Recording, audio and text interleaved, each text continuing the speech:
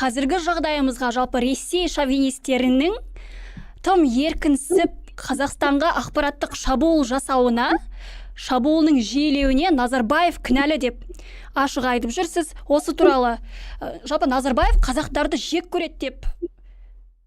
Мен онымен өз ойымда тұрмын. Назарбаев қазақтарды жек көріп тұрды, қазақтарды басқарды. Ресейдің телеарналардың бәрі біздің Қазақстанға толық ашық, ешқандай бөгетсіз эфирді жасап жатыр, көрсетіп жатыр. Бірақ ол Назарбаев жарайды, ол заман кетті Назарбаев. Енді қазір Тоқаевтың заманы. Бірақ соның өзінде де мысалы, қазір телевизорды қоссаңыз, Ресейдің нелерінің каналдары, арналар, телеарналардың еркін емін бізге мысалы эфир жасап жатыр. Олар өздері шовинистік саясаттың біздің қазақтардың арасында тіпті басқа ұлттарды айтпай-ақ, мысалы емін еркін жүргізіп жатыр. Сондықтан меніңше Ресей каналдарын бәрін оларға тыйым салу керек, оларға бөгет жасау керек.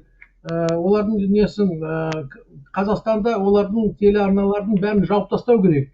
Өйткені олардың пропагандасы біздің Қазақстанға да жүріп жатыр, еркін жүріп жатыр. Оның мысалы нелер салдары қандай?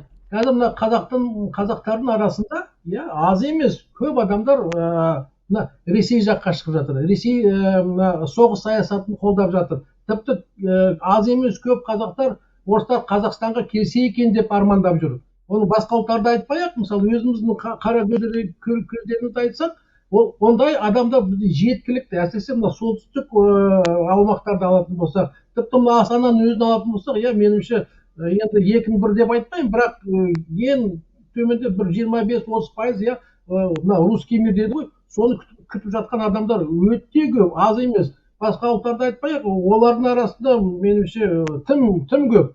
Бірақ демек біз осыған сақ болуымыз керекпіз. Өзіміздің ұлтшыл саясатымызды жүргізуіміз керекпіз. Ресейден келе жатқан телеарналардың эфирлерін бәрін жауып тастау керек. Оларға тыйым салу керек. Өзіміздің қазақи саясатымызды жүргізуіміз керекпіз. Сондықтан мен бұны бәрі не деп ойлаймын? Бұл бәрі Тоқаевтың үлкен саяси қателік деп ойлаймын. Өйткені ертең Қазақстанға алла сақтасын бір-бірі соғыспен келетін болса, қазақтың жерін қорғайтын тек қана қазақтар. Сондықтан біздің қазақ оған дайын болу керекпіз. Біздің әсіресе жастардың арасында ұлтшыл саясатты жүргізу керек. Отансүйгіштік патриотизм сезімді мысалы жүргізу керек. Ал өкінішке орай біз қазір көп көріп отырмыз, әсіресе ауылдық жерлерде немесе шағын қалаларда адамдардың көп сол Ресейдің каналдарын көріп отыр, Ресейдің контентін қарап жатыр. Оны тағы да бір үшінші рет айтып кетейін, оның бәрін доғару керек, оған тыйым салу керек, оларды жауып тастау керек. Оларға Қазақстанға эфир жасауға ешқандай мүмкіндік бермеу керек. YouTube болса, интернет болса, ол Ресейде өзімен өзі жоқ мысалы. Сондықтан біздің қазақтар, қазақстандықтар Ресей пропагандасынан асықтау керек. Қалай болса да, бұл үлкен мемлекеттік проблема, бұл ұлттық қауіпсіздік, мемлекеттік қауіпсіздігіне байланысты проблема. Бұны шешпей біз өзіміздің Ресейден ықпалдан шығуына ешқандай біз әрекет жасаймаймыз осыдан басқа. Ең алдымен не деуші еді, насихаттауды, үгіттеуді тоқтату керек Ресей тарапынан. Жақсы. Экс-президент Назарбаев туралы бекер сөз қозғаған жоқпын, себебі халықтың көкейінде әлі де Қазақстанды сол ескі басшылар, ескі үкімет басқарып отыр ма деген сауал бар. Нақтысы өзіңіз айтып өткендей, Назарбаев империя үшін, Ресей үшін қазақтарды құрбандыққа шалар еді деп те мәлімдеме жасадыңыз. Оған мен ешқандай күмәнім жоқ.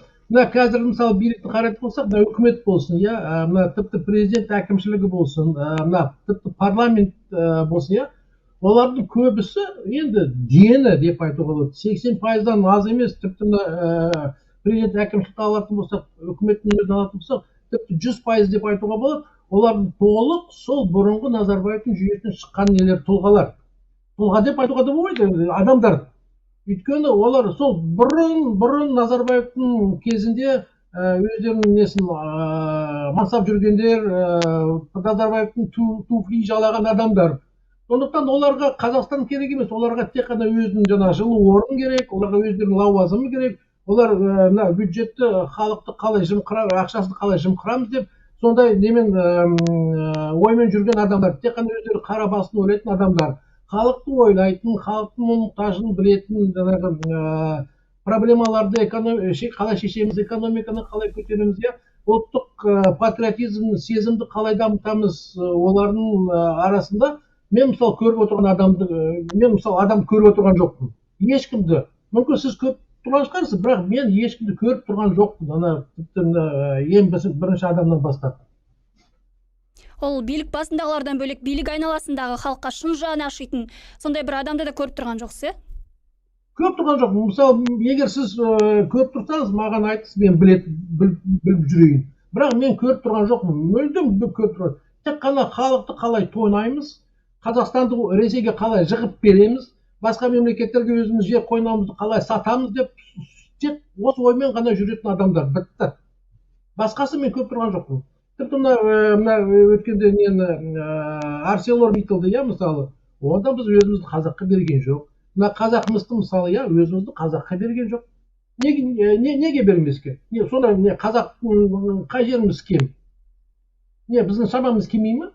Бізде көп, мысалы, білікті, білімді, шетелде оқыған, Қазақстан өзінде оқыған, мысалы, адамдар, жас жігіттер, азаматтар аз емес, көп. Оларға мүмкіндік беруге біз тиіспіз. Неге бермеске? Өйткені басқа мемлекеттен, шетелде келген адамдардан олар параны алып алады да, миллиардтап доллармен оны сыртқа офшорға шығарады да, бітті. Сонымен жай рахаттанып болып жүре береді өздерінше. Ал шын мәнінде халықты айтпай қояйын, мына экономикамызды ойлайтын адам ешкімді мен көріп тұрған жоқпын. Олардың бәрін толықтай қу керек, оларды айырбастау керек. Уәлихан мырза, өзіңізді экономист ретінде де жақсы танимыз. Кеше ұлттық қорды бақылайтын арнайы комиссия құрылатыны айтылды. Бұл туралы не дейсіз? Жалпы Қазақстан экономикасы қазір құлдырау үстінде, өкінішке қарай. Алда бізде не күтіп тұр? Енді ол сұрағыңыз өте жақсы, өйткені мына ұлттық қорын бақылайтын комиссияның құрамына қарайтын болса, оның ішінде кім бар? Сол президент әкімшілігінің адамдары, бас прокуратура, ұлттық қауіпсіздік комитеті, ұлттық банкі, сосын қаржы мониторинг агенттігі, қаржы және экономика министрі, және депутаттар, мәжілістің депутаттары, сенаттың депутаттары, қоғам тараптан ешкім жоқ. Тек қана сол өздері ғана қайтадан жиналды, өздері ойына келетінді істей береді. Ақшаны жымқырамыз дейтін болса, жымқырайды, мысалы, ұрлаймыз дейтін болса, пожалуйста, ұрлай береді. Өздерінің фирмаларына, өздерінің корпорацияларына беретінді береді, сол неден ұлттық қорынан. Мысалы, былтырдың бюджетін қарайтын болсақ, оның 40%, мысалы, бізде дефицит, тапшы. Сол 40%-ды немен жабады олар? Ол ұлттық қормен жабады. Ал негізі, егер бюджеттің тапшылығы 40% болған жағдайда, ол негізі экономика құрды деген сөз. Ол экономика жоқ деген сөзбен бірлей теңестіруге болады. Әйтеуір, Құдайға шүкір, ұлттық қоры бар, бірақ жарайды 1 жыл, 2 жыл, 3 жыл, ал жарайды 4 жыл дейікші. Одан кейін не болады? Одан кейін не істейміз? Нелерімізді, бюджет тапшылығы немен жабамыз? Сондықтан осы тараптан, осы жағынан қарайтын болсақ, мен мысалы өте сондай бір үлкен қауіп көріп тұрмын. Ең біріншіден ол әрине сыбайлас жемқорлықты жою керек. Сыбайлас жемқорлықты жоя алмай, біз экономикамызда қандай реформа өткізсек те, қандай заңдарды қабылдасақ те, бәрібір оған ешқандай өзгеріс болмайды. Өйткені сыбайлас жемқорлық бүкіл жаңағы пайдасын өздерінің қалтасына салып алып, шетелдік офшорларға шығарып тастайды, бітті. Сол біз екі саусағымызды мұрынға салып, сол жүреміз, бітті.